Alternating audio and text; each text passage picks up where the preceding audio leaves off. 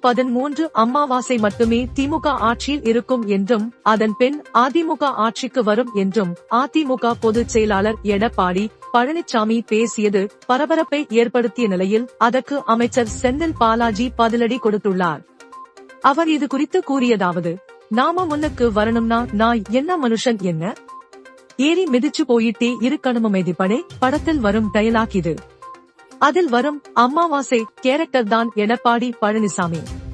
பலரை ஏறி மிதித்து ஊர்ந்து சென்று பதவியை பிடித்த பழனிசாமி திமுக ஆட்சிக்கு இன்னும் 13 அமாவாசைதான் இருக்கிறது என நேற்று பேசியிருக்கிறார். ஆட்சியை இழந்த இந்த 4 ஆண்டு காலத்தில் அமாவாசையை என உருட்டியே அரசியல் செய்து கொண்டிருக்கிறார் பழனிசாமி.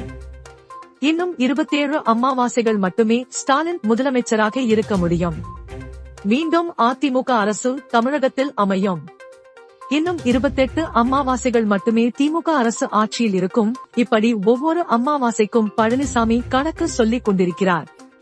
அமாவாசைகள் தான் கடந்து சென்று கொண்டிருக்கின்றன. ஈரோடு கிழக்கு இடைத்தேர்தலில் போட்டியிடாமல் புறமுதுகிட்டு ஓடும் 23ஆம் புலிகேசி பழனிசாமி இன்னும் 100 பழநமிகளுக்கு மாண்புமிகு தளபதிதான் முதலமைச்சராக தொடர்வார் என்பதை 2026 உணர்ந்து கொள்வார் என்று அமைச்சர் செந்தில் பாலாஜி தெரிவித்துள்ளார்.